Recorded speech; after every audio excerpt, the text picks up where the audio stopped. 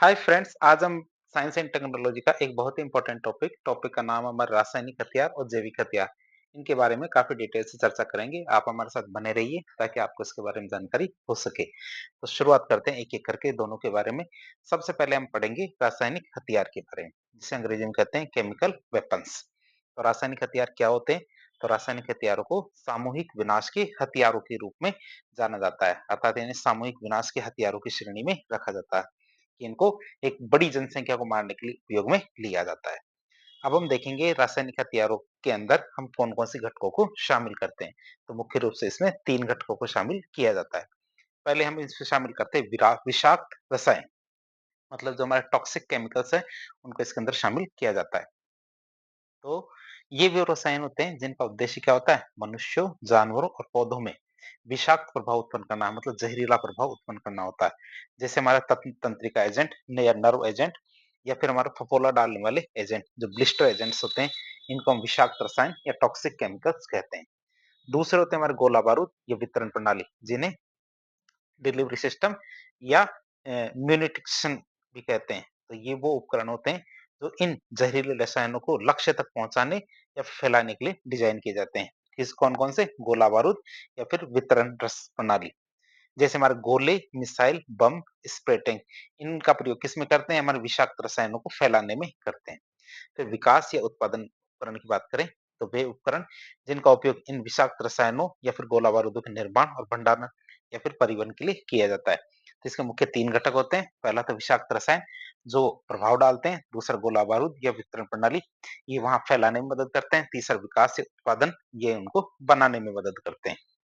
अब हम देखेंगे रासायनिक हथियारों का इतिहास और उनके उपयोग। सबसे पहले इतिहास के बारे में देखें।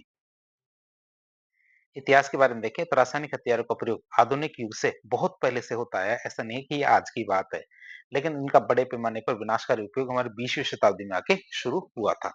सबसे पहले आता हमारा इसका प्रयोग किसमें? प्रथम विश्व युद्ध, वर्ल्ड वॉर फर्स्ट में इसका व्यापक प्रयोग किया गया। प्रथम विश्व युद्ध जो हमारे 1914 से 1918 में हुआ था, रासायनिक हथियारों का व्यापक रूप से इसका उपयोग किया गया था। बात करें किन-किन का उपयोग किया गया, तो इसमें हमारे क्लोरीन, फास्जिन जैसे सबसे कुख्यात हमारे जो मस्टर्ड गैस है, इसका इस्तेमाल खंदक युद्ध जो हमारा ट्रेंच वॉरफेयर होता था, उसमें किया गया था। जिसमें क्या बड़े पैमाने पर सैनिकों की स्थायी क्षति और फिर मृत्यु हुई थी। तो प्रथम विश्व युद्ध में सबसे बड़े पैमाने पे इसका उपयोग किया गया था। फिर अंतर्राष्ट्रीय निषेध की शुरुआत की बात करें, अंतर्राष्ट्रीय स्तर पे इसको बंद करने की शुरुआत की गई। कब? हमारे जेनेवा प्रोटोकॉल के अंदर। जेनेवा प्रोटोकॉल हमारे 1925 में आया था। तो प्रथम विश्व युद्ध की जो भयावहता देखी, मतलब इस इनके कारण काफी लोग मारे गए थे। इसके बाद अंतर्राष्ट्रीय समुदाय ने युद्ध में दमघोटू, विषाक्त और अन्य गैसों के प्रति उपयोग पर प्रतिबंध लगा दिया और यह प्रोटोकॉल अपनाया, जिसे हम कहते हैं जेनेवा प्रोटोकॉल 1925 में। हालाँकि इसने क्या किया, उत्पादन भंडारण पर कोई प्रतिबंध नहीं लगाया, इसने केवल प्रयोग पर प्रतिबंध लगाया था। फिर आधुनिक उपयोग की बात करें तो जो हमारा ईरान-इराक युद्ध हुआ था 1980 से 88 के बीच में, उसमें की बात करें तो ईरान इराक ने क्या किया, ईरान और अपनी कुर्द आबादी के खिलाफ, तो इराक ने क्या किया, ईरान और वहाँ पे एक छोटा-सा हिस्सा है जो कुर्द आबादी है, कुर्दिस्तान की जो माँग करते हैं हमारे, तुर्की है, इराक है, हमारे सीरिया है, इन कुछ देशों को मिलाकर एक बड़ा एरिया बनता है जिसे कुर्दिस्तान की माँग करते हैं। तो ये कुर्द लोगों के खिलाफ इराक ने, साथ ही साथ ईरान के खिलाफ बड़े पैमाने पर मस्टर्ड गैस और तंत्रिका एजेंट जैसे हमारे सरीन है, सरीन गैस, इसका इस्तेमाल किया। फिर सीरियाई गृह युद्ध की बात करें जो 2010 के दशक में आया था, तो सीरिया में गृह युद्ध के दौरान कई बार सरीन और क्लोरीन गैस के इस्तेमाल की खबरें आई थी, जिनके परिणाम स्वरूप क्या हुए, बहुत सारे नागरिकों को नुकसान हुआ था। अब हमने तो ये थोड़ा इतिहास देख लिया कि किन-किन युद्धों में कहाँ-कहाँ इनका प्रयोग किया गया था। अब देखेंगे रसायनों के प्रकार। रसायनों का प्रकार देखें तो रासायनिक हथियारों में उपयोग किए जाने वाले विषाक्त एजेंटों को उनके प्रभाव के आधार पे कुछ भागों में बांटा जाता है।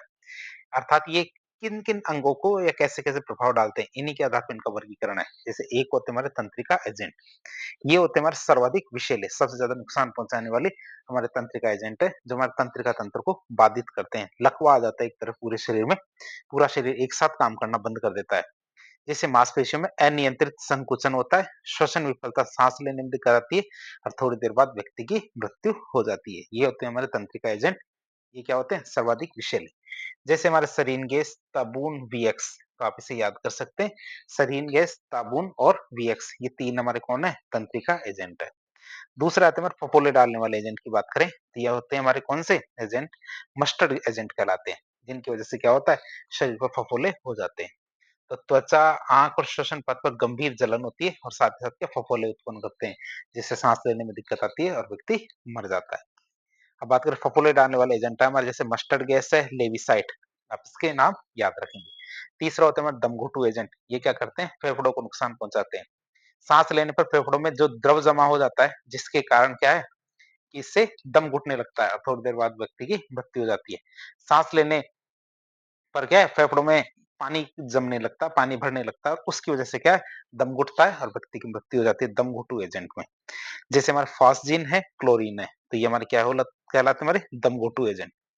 फिर चौथा आता है हमारा रक्त एजेंट, जो ब्लड के अंदर जाता है, तो ये क्या करता है? कोशिकाओं को नुकसान पहुंचाता है। किसको? कोशिकाओं को नुकसान पहुंचाता है। तो ये क्या करता है? रक्त की जो ऑक्सीजन ले जाने की जो क्षमता है उसको बाधित करता है, इसको रोक देता है। जैसे हमारा हाइड्रोजन साइनाइड है, ये क्या करता है? ब्लड की ऑक्सीजन ले जाने की क्षमता है उसको गिरा देता है। ये होते हैं हमारे कौन से? रक्त एजेंट। पांचवा होता है हमारा दंगा नियंत्रण एजेंट, जैसे हमारे अश्रु गैस है, तो हमारा अस्थायी रूप से आंखों में जलन पैदा करती है, श्वसन संबंधी कष्ट पैदा करती है। युद्ध में इसको प्रतिबंधित कर रखा है, लेकिन कानून के प्रवर्तन में इसका उपयोग किया जाता है। जैसे कहीं भीड़ को हटाना होता है या दंगाइयों को भगाना होता है, तो यहाँ पे हमारे क्या अश्रु गैस का इस्तेमाल किया जाता है। जैसे हमारे CS गैस इसका एक उदाहरण है। तो हमने 5 प्रकार देखे कौन-कौन से? एक तो हमारा तंत्रिका एजेंट है, एक हमारा फफोले डालने वाला एजेंट, तीसरा हमारा दमघोटू एजेंट, चौथा हमारा रक्त एजेंट और पांचवा हमारा दंगा नियंत्रण वाले एजेंट। अब बात करें रासायनिक युद्ध एजेंटों की विस्तृत जान विशेषता देखते हैं। जो हमारे एजेंट है उनकी कुछ विशेषताएं देखें, तो ये वर्गीकरण हमारे जो हमारे रासायनिक हथियार अभिसमय के तहत प्रतिबंधित और विनियमित एजेंटों पर आधारित है। कौन-कौन से हमारे एजेंट है जिनको प्रतिबंधित कर रखा किसने? रासायनिक हथियार अभिसमय ने। अब एजेंटों का नाम देखें। पहला जैसे हमारा सरीन आता है। सरीन की बात करें तो ये हमारे रंगहीन होती है और गंधहीन तरल है। ध्यान रखना सरीन क्या है? एक तरल है जो क्या रंगहीन और गंधहीन है। बात करें इसकी विशेषता की तो अत्यधिक वाष्पशील है, मतलब तेजी से गैस बन जाता है। द्रव से क्या वो करता है? तेजी से गैस बन जाता है। फास्ट एक्टिंग और अत्यधिक विषैला है, मतलब तुरंत प्रभाव पैदा करता है। साथ ही साथ कैसा है? विषैला है। बात करें हमारे अंदर कैसे प्रवेश करता है? ये गैस बनती है और सांस लेने के साथ ही ये क्या है हमारे शरीर में ये इनहेल हो जाती है, शरीर के अंदर प्रवेश कर जाती है और व्यक्ति मर जाता है। दूसरा ताबून की बात करें, ताबून क्या होता है? एक तरल होता है, भूरा रंग या फिर रंगहीन तरल होता है। इसकी क्या होती है? हल्की फल जैसी गंध होती है, जैसे फलों के अंदर खुशबू आती है, वैसी इसके अंदर खुशबू आती है। विशेषता की बात करें तो अस्थायी दृढ़ता, त्वचा और सांस लेने जैसे दोनों से ही है ना अवशोषित होता है। सांस लेने से भी अंदर जाता है, त्वचा के माध्यम से भी ये अंदर जाता है। सांस लेने में और त्वचा से संपर्क में है ना शरीर के अंदर जाता है और नुकसान पहुंचाता है। फिर वीएक्स की बात करें तो ये रंगहीन तेल जैसा तरल होता है। रंगीन तेल जैसा तरल हमारा वीएक्स ये अत्यधिक विषैला होता है। ज्ञात में सबसे अधिक खतरनाक है अब तक जो हमारे रासायनिक एजेंट्स है जिनको हमें पता है उनमें सबसे खतरनाक हमारा वीएक्स। ये कम वाष्पशील है और सतहों पर लंबे समय पर बना रहता है। ये त्वचा के संपर्क पे क्या है शरीर में प्रवेश करता है। फिर आता है हमारा मस्टर्ड गैस। मस्टर्ड गैस की बात करें तो शुद्ध रूप से तो कैसी होती है मस्टर्ड गैस? रंगीन होती है। अशुद्ध रूप में ये कैसी होती है? पीले भूरे रंग का तेल जैसी गैस होती है, इसीलिए इसे मस्टर्ड गैस कहते हैं। और गंध की बात करें तो इसे लहसुन या प्याज जैसी इसके अंदर गंध आती है। बात करें इसकी विशेषता की तो धीमी गति से काम करती है लेकिन स्थायी नुकसान पहुंचाती है। दृढ़ एजेंट है, मतलब जल्दी वाष्पित नहीं होती। ये त्वचा, आंख और सांस लेने में दिक्कतें पैदा करती है। फिर आता है लेविसाइट। लेविसाइट की बात करें तो रंगहीन से भूरा काला रंग वाला तरल होता है। रंगहीन रंगहीन भी हो सकता है या फिर हमारा भूरा काला तरल होता है। ये बात करें जर्मेनियम जैसी इसके अंदर गंध आती है। कैसे? जर्मेनियम जैसी इसके अंदर गंध आती है। किसमें? लेविसाइट में। बात करें इसकी विशेषता की तो आर्सेनिक आधारित जो फफोले एजेंट है ये मस्टर्ड गैस की तुलना में ज्यादा वाष्पशील है। मस्टर्ड गैस की तुलना में ज्यादा तेजी से ये वाष्प में बदलता है। ये क्या करता है? त्वचा, आंख और सांस लेने में दिक्कत पैदा करता है। फिर फास्जीन की बात करें, फास्जीन की बात करें तो रंगीन गैस है, कटी हुई घास जैसी गंध आती है। जैसे घास काट के इकट्ठा करते हैं वैसी गंध आती है। बहुत कम सांद्रता में घातक है।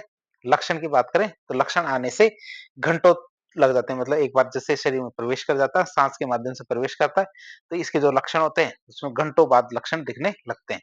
इसीलिए इसको क्या बोलते हैं विलंबित प्रभाव कहते हैं कि एक बार शरीर में चली गई ये गैस तो उसके बाद क्या है थोड़ा टाइम लगता है इसके लक्षण दिखने में। फिर क्लोरीन की बात करें तो पीले हरे रंग की गैस है, ब्लीच जैसी गंध आती है इसके अंदर। तो हवा से भारी है इसलिए निचली सतहों पर जमा हो जाती है। फेफड़ों और श्वास नली में ये जलन पैदा करती है और सांस के माध्यम से हमारे शरीर में प्रवेश करती है कौन सी क्लोरीन गैस।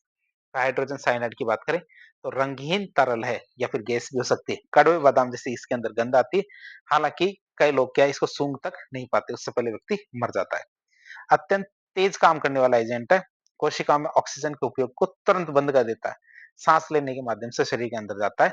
इसीलिए लोग क्या इसको सूंघ भी नहीं पाते, सूंघ के बता भी नहीं पाते इसकी गंध कैसी है, उससे पहले तो व्यक्ति मर जाएगा। फिर सीएस गैस की बात करें तो ठोस पाउडर होता है या फिर तरल या एरोसोल के रूप में भी उपयोग में लिया जाता है। अस्थायी रूप से जलन, दर्द, आंखों में पानी आना, कानून प्रवर्तन में उपयोग किया जाता है, लेकिन इसको युद्ध में बंद कर रखा है। क्यों? क्योंकि अश्रु गैस के रूप में इसको काम में लेते हैं। सांस लेने, आंख और त्वचा संपर्क इनके माध्यम से शरीर में प्रवेश करता है। अब हम देखेंगे जो हमारे जो रासायनिक हथियार है इनके लिए अंतरराष्ट्रीय कौन-कौन से कानून बने हुए हैं उनकी बात करें। तो एक हमारा अभिसमय रासायनिक हथियार अभिसमय सीडब्ल्यूसी। तो रासायनिक हथियारों पर नियंत्रण के लिए सबसे महत्वपूर्ण कानून ढांचे के रूप में रासायनिक हथियार अभिसमय, जिन्हें केमिकल वेपन्स कन्वेंशन के नाम से जाना जाता है, ये बनाया गया है। बात करें इसके मुख्य प्रावधानों की इस अभिसमय के, सबसे पहले इसके उद्देश्य क्या है? इसको बनाने सीडब्ल्यूसी के बनाने का उद्देश्य क्या है? तो निश्चित समय सीमा के भीतर हमारे सामूहिक विनाश के जो हथियार हैं, इनकी एक पूरी श्रेणी, जिन्हें हम क्या कहते हैं रासायनिक हथियार कहते हैं, उनको स्थायी और स्थापन योग्य तरीके से समाप्त करना। क्या स्थायी और सत्यापन योग्य तरीके से समाप्त करना कि कन्फर्म हो जाए कि हमने क्या है रासायनिक हथियारों को खत्म कर दिया है। बात करें प्रभावी की तो 1997 में लागू हुआ था।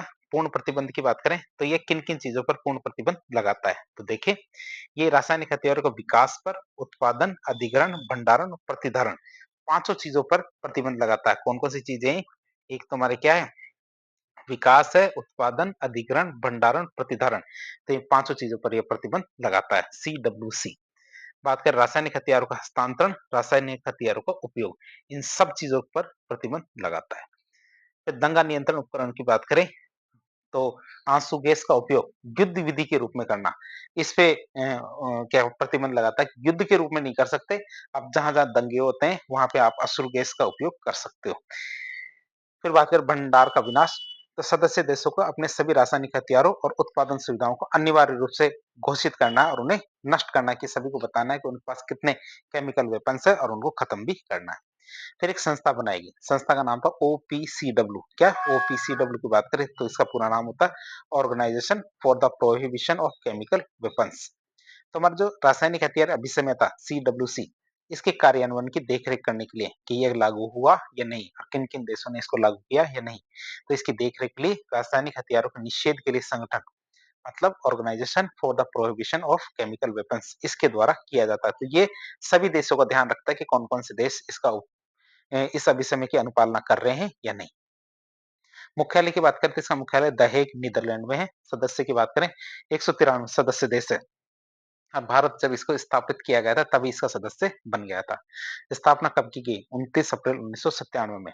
बात करें पुरस्कार की तो रासायनिक हथियारों को समाप्त करने के जो इनके प्रयास थे, इसके लिए इन्हें 2013 का नोबेल पुरस्कार भी, नोबेल शांति पुरस्कार भी मिल चुका है। प्रमुख कार्य की बात करें तो सदस्य देशों के रासायनिक हथियार भंडारों को विनाश का सत्यापन करना कि इन्होंने ये विनाश कर दिया या नहीं, इस बात को सत्यापित करते हैं। तो रासायनिक उद्योग की निगरानी करना ताकि रसायनों का दुरुपयोग ना हो सके। ये हमारे कुछ महत्वपूर्ण कार्य थे। तो सदस्यों को रासायनिक खतरे के विरुद्ध सुरक्षा और सहायता प्रदान करना। अब भारत और सीडब्ल्यूसी के क्या सीन है, मतलब इन दोनों के संबंध की बात करें तो भारत सीडब्ल्यूसी का सक्रिय सदस्य और प्रारंभिक हस्ताक्षरकर्ता, मतलब जब इसको बनाया गया था 1997 में तो भारत इसका सदस्य बन गया था। तो भारत में इस अभिसमय को लागू करने की जिम्मेदारी किसकी है? ये हमारी रासायनिक हथियार अभिसमय अधिनियम 2002, इसके तहत एनएसीडब्ल्यूसी, मतलब national authority for chemical weapons convention, ये हमने बनाया है, ध्यान रखना। तो ये ध्यान रखता भारत के अंदर कि इन चीजों का प्रयोग ना हो।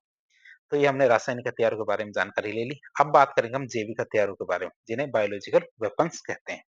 तो जैविक हथियार, जिन्हें जर्म वॉरफेयर भी कहा जाता है, ये भी हमारे सामूहिक विनाश के हथियारों की श्रेणी में आते हैं।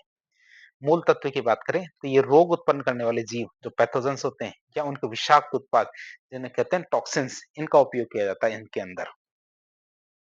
उद्देश्य की बात करें तो किसी क्षेत्र की आबादी, पशुधन या फसलों को जानबूझकर रोग फैलाना, फसलों में क्या है जानबूझकर रोग फैलाना, जिससे बीमारी, मृत्यु या दहशत या फिर अर्थव्यवस्था का पतन हो सके। तो ये उद्देश्य होता है हमारा किसका, जैविक हथियारों का। क्या है, किसी क्षेत्र की आबादी, पशुधन या फिर फसलों में क्या करते हैं, जानबूझ के रोग फैलाते हैं, जिससे हमारी बीमारी, मृत्यु, दहशत और हमारी क्या अर्थव्यवस्था का पतन हो सके। अब हम देखेंगे जैविक हथियारों का इतिहास। इतिहास की बात ये है कि जैविक हथियार ऐसा नहीं कि आज के समय से उपयोग में लिए जा रहे हैं, ये लंबा समय है जब से उपयोग में लिए जा रहे हैं। सबसे पहले प्राचीन काल और मध्यकाल की बात करें तो जैविक एजेंटों का उपयोग सबसे पहले जल स्रोतों और वायु को दूषित करने के लिए किया जाता था, जिससे वो लोग मर जाए। ईसा पूर्व बीसी की बात करें तो मेसोपोटामिया में छठी शताब्दी ईसा पूर्व में असूर साम्राज्य के जो सैनिक थे उनके द्वारा दुश्मन के कुओं में एक जहरीला फंगस डाल दी गया था, ऐसी बात दर्ज की गई है। जिससे हमें पता चलता है कि छठी शताब्दी बीसी के अंदर भी हमारे जो जैविक हथियारों का उपयोग करते थे। 1347 प्लेग का उपयोग की बात करें तो यह जैविक युद्ध के सबसे प्रसिद्ध आरंभिक उदाहरणों में से एक है। क्रीमिया में मंगोल सेना ने इसमें क्रीमिया में मंगोल सेना ने प्लेग से संक्रमित शवों को काफा, जिसे आप क्या कहते हैं फ्यूडोसिया, काफा जिसे आप क्या कहते हैं फ्यूडोसिया शहर की दीवारों पर फेंक दिया था। तो आप घटना समझ सकते हैं, घटना में क्या हुआ कि हमारा क्रीमिया एक देश है, आज तो एक देश है, देश का हिस्सा है। तो वहां पे मंगोल सेना ने क्या किया, प्लेग से संक्रमित जो शव थे उनको काफा शहर की दीवारों पर फेंक दिया था। और ऐसा माना जाता था कि इस घटना ने यूरोप में भीषण प्लेग महामारी को फैलाने में योगदान दिया था, जिससे लगभग उस समय 2.5 करोड़ लोगों की मृत्यु हो गई थी। अन्य मध्यकालीन उपयोग की बात करें तो युद्ध के दौरान दुश्मन की आपूर्ति को दूषित करने के लिए मरे हुए या फिर बीमार जानवरों को क्या करते थे, कुओं में फेंक देना एक सामान्य सी रणनीति मानी जाती थी, जिससे कुओं का पानी दूषित हो जाता था।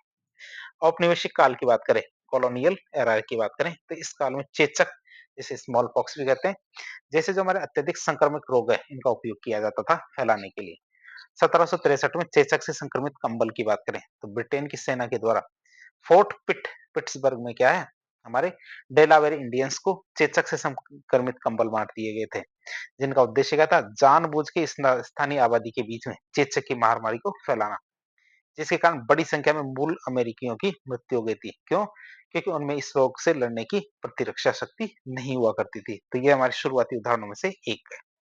तो पहले विश्व युद्ध की बात करें तो प्रथम विश्व युद्ध ने हमारे रासायनिक युद्ध, मतलब जो केमिकल वॉरफेयर है, इसको व्यापक रूप से देखा था, लेकिन जैविक युद्ध कार्यक्रम भी शुरू हो गए थे इनके दौरान।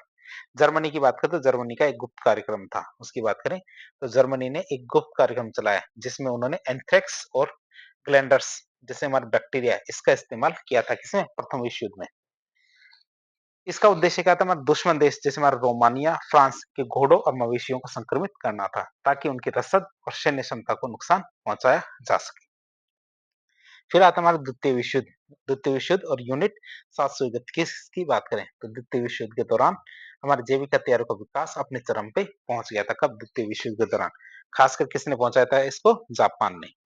जापान की एक यूनिट थी, यूनिट का नंबर था 731। तो जापान की यूनिट 731 ने क्या किया, मंचूरिया चीन में जो युद्धबंदी थे और नागरिकों पर क्रूरतापूर्वक जैविक हथियारों का प्रयोग किया और बहुत सारे परीक्षण किए। इसकी तो काफी सारी मूवीज भी बनी हुई है कि जापान के द्वारा जो मंचूरिया के जो कैदी थे उन पे जो परीक्षण किए गए थे।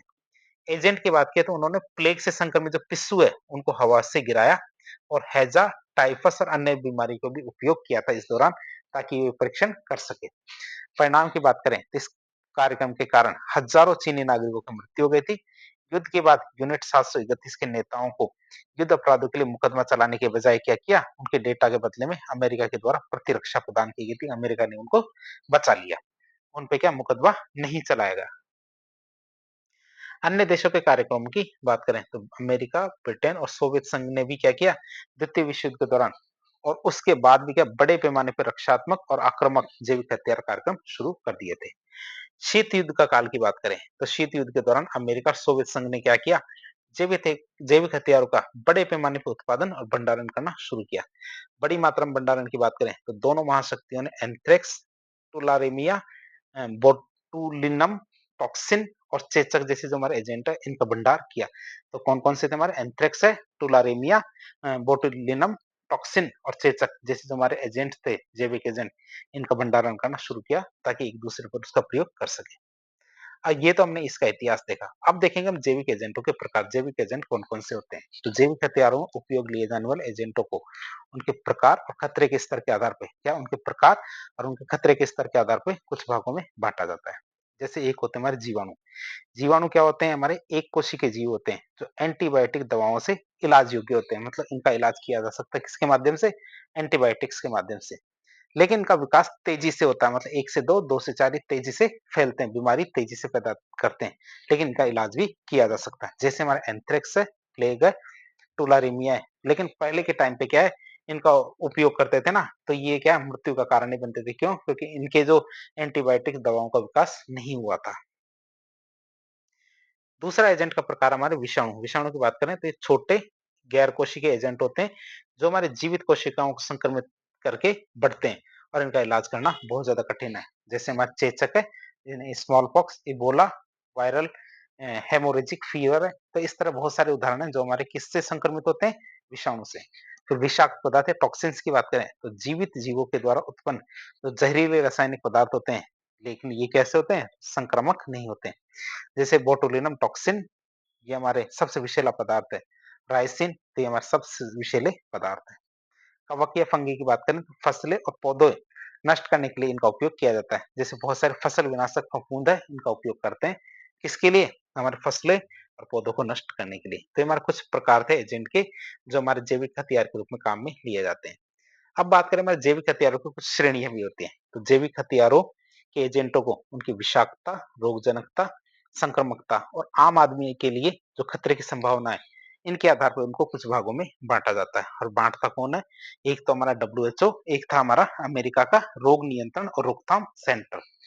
अमेरिका का रोग नियंत्रण रोकथाम सेंटर, इनके द्वारा उपयोग लिए जाने वाले एक सामान्य वर्गीकरण है, जो हम देख सकते हैं जैविक हथियारों को कौन कौन से ए, और सी, कौन-कौन से कैटेगरी ए, बी और सी। इनके बारे में एक-एक करके देखते हैं इन कैटेगरीज़ के बारे में। सबसे पहले कैटेगरी ए आती है। डब्ल्यूएचओ और हमारे अमेरिका का जो डिपार्टमेंट है, ये बाँटता है। एक कैटेगरी ए की बात करें, तो ये हमारे उच्चतम प्राथमिकता वाली श्रेणी होती है, जिसमें ऐसे एजेंट शामिल हैं, जो सबसे बड़े खतरे का प्रतिनिधित्व करते हैं। अर्थात ये बहुत बड़े स्तर पर क्या है, लोगों को नुकसान पहुँचाते हैं। जन स्वास्थ्य पर खतरे की बात करें, तो सर्वाधिक जन स्वास्थ्य पर गंभीर प्रभाव डालते हैं। मृत्यु दर की बात करें तो इनका प्रयोग करने से मृत्यु दर हाई होती है। क्या? उच्च मृत्यु दर होती है।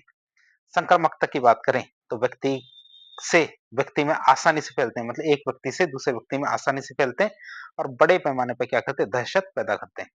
विशेष तैयारी की बात करें तो जन स्वास्थ्य तैयारियों के लिए बड़ी विशेष कार्रवाई की जरूरत पड़ती है। यदि आप इसको कंट्रोल करना चाहते हैं तो तैयारियां बड़े लेवल पर करनी पड़ती है। उदाहरण के लिए देखें, जैसे हमारा एंथ्रेक्स है, बोटुलिज्म है, प्लेग, चेचक, तुलारेमिया और वायरल हेमोरेजिक फीवर जैसे हमारे इबोला है, तो ये हमारे क्या होते हैं? कैटेगरी ए के अंदर आते हैं। फिर आता है हमारा क्या? Category B. कैटेगरी बी की बात करें तो ये हमारी दूसरी प्राथमिकता वाली श्रेणी है, जिसमें हमारे मध्यम खतरे वाले एजेंट शामिल किए जाते हैं। बात करें जन स्वास्थ्य पर खतरे की, तो जन स्वास्थ्य पे मध्यम स्तर का खतरा पैदा करते हैं। मृत्यु दर की बात करें तो कम मृत्यु दर होती है इसके अंदर, इतने कैटेगरी ए के मुकाबले कम ही मरते हैं। संक्रामकता की बात करें तो आसानी से फैलते हैं, लेकिन कैटेगरी ए जितने खतरनाक नहीं होते। इसके लिए क्या विशेष रोग निदान क्षमता की आवश्यकता होती है। यदि ये किया जाए, जैसे हमारे एनहांस्ड डिजीज सर्विलेंस किया जाए, तो इसे आसानी से रोका जा सकता है। जैसे हमारे ब्रूसेलोसिस है, जीवाणु जनित खाद्य विशिष्ट विषाक्तता, मतलब फूड बोर्न पैथोजेंस होते हैं, जैसे हमारा साल्मोनेला टाइफी। तो ट्रिक्सिना पानी की गुणवत्ता को प्रभावित करने वाले एजेंट, जैसे हमारा क्रिप्टोस्पोरिडम, जैसे हमारा राइसिन टॉक्सिन। तो हमारे ये कुछ ऐसे एजेंट है जो हमारे कैटेगरी बी के अंदर होते हैं। इनको यदि आप एनहांस्ड डिजीज सर्विलेंस या फिर विशिष्ट रोग निदान क्षमता विकसित करते हो या फैलाते हो, तो इनको आसानी से रोका जा सकता है। तीसरा आता है हमारा कौन सा? कैटेगरी सी के रसायन। रसायन नहीं, जैविक हथियार बात करें इनकी, तो ये हमारी तीसरी प्राथमिकता वाली उभरती हुई श्रेणी है, जिसमें भविष्य में बड़े पैमाने पर उपयोग किए जाने वाले संभावित एजेंट शामिल है। मतलब इनका उपयोग भविष्य में ये जैविक हथियार के रूप में किए जाने की संभावना है।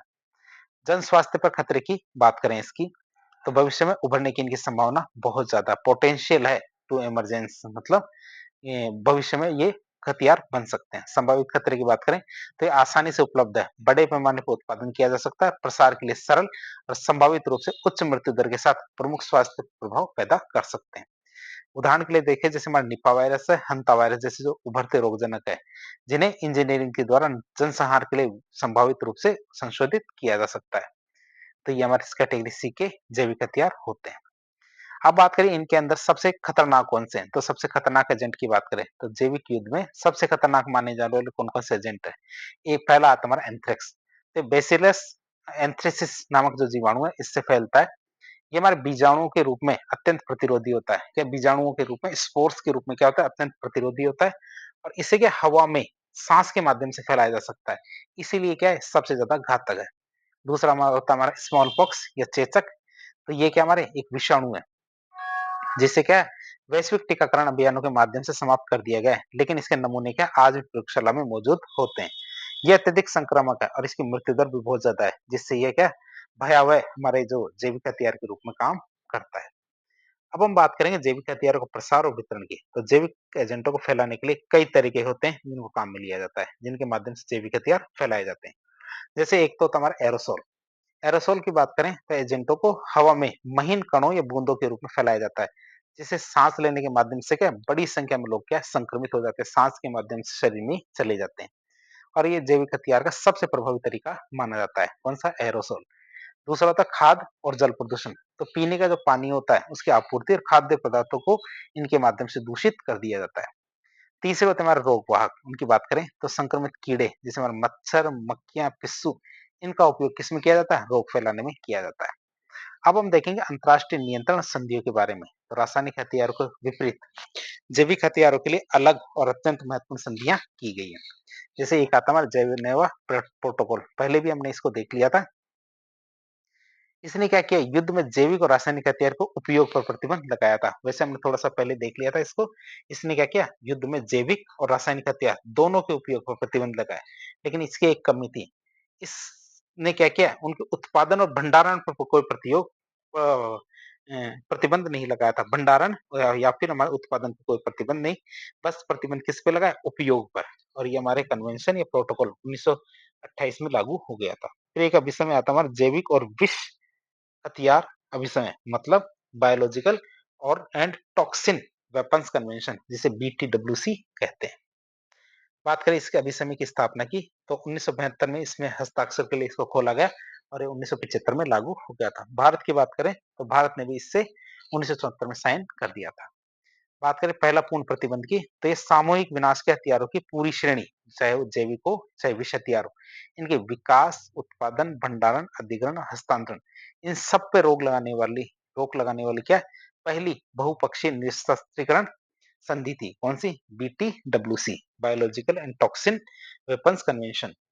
सीमितता की बात करें तो सीडब्ल्यूसी के खिलाफ बीटीडब्ल्यूसी में सत्यापन तंत्र, मतलब वेरिफिकेशन मैकेनिज्म का अभाव है।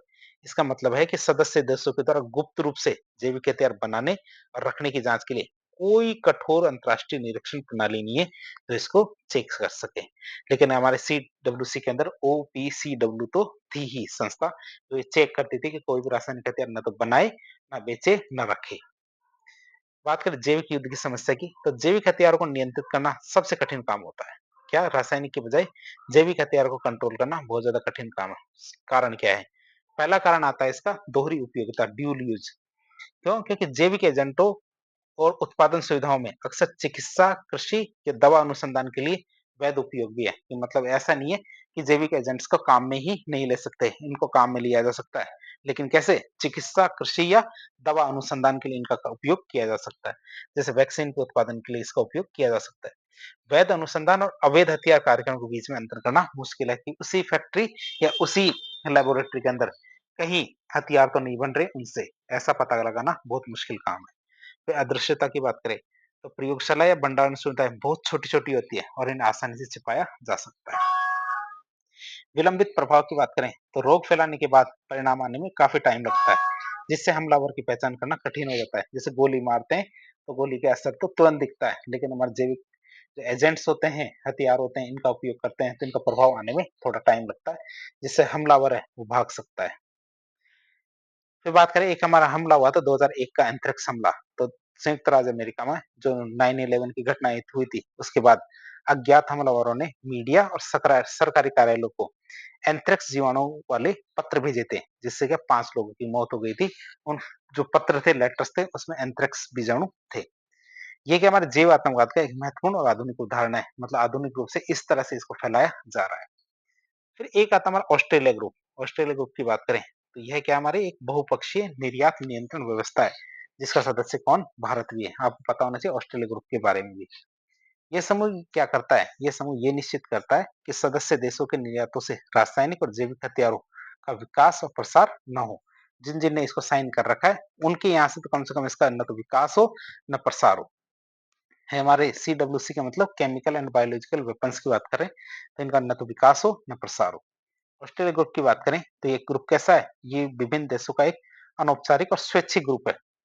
इस ग्रुप में कोई बाध्यता नहीं है, जो देश चाहे अपनी इच्छा से आ सकता है। स्थापना की बात करें तो 1985 में इसकी स्थापना की गई थी। कब? जब इराक के द्वारा 1984 में रासायनिक हथियारों का उपयोग करने के बाद इसकी स्थापना की गई थी। बात करें इसकी स्थापना का क्या उद्देश्य था? उद्देश्य की बात करें तो रासायनिक और जैविक हथियारों को प्रसार को नियंत्रित करने के लिए निर्यात नियंत्रण उपायों को समरूप बनाना इसका प्रमुख उद्देश्य था।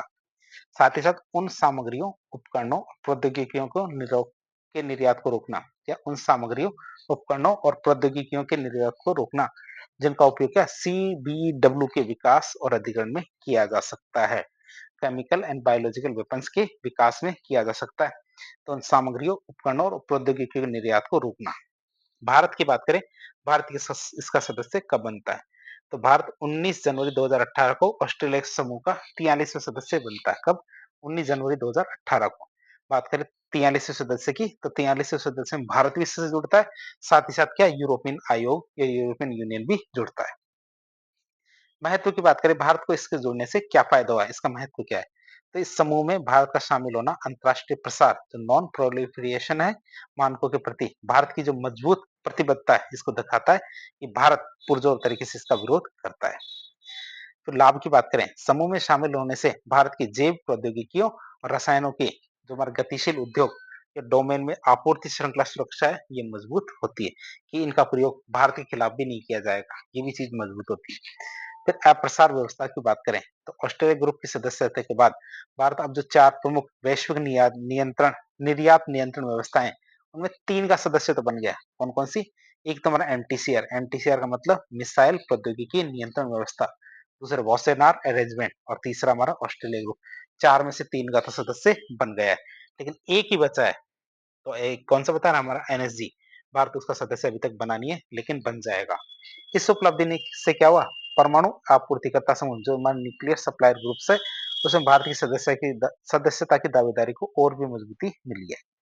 ऑस्ट्रेलिया ग्रुप में भारत का प्रवेश वैश्विक शांति और सुरक्षा के प्रति जो उसकी प्रतिबद्धता है, इसकी पुष्टि करता है। तो इस तरह आज एक लेक्चर के जरिए हमने रासायनिक हथियार और जैविक हथियारों के बारे में काफी डिटेल से जानने की कोशिश की। इस प्रकार के इन्फॉर्मेटिव वीडियो देखने के लिए हमारे चैनल से जुड़े। वीडियो यदि पसंद आता है तो वीडियो को लाइक करें, चैनल को सब्सक्राइब करें, अपने दोस्तों के साथ शेयर करें। धन्यवाद।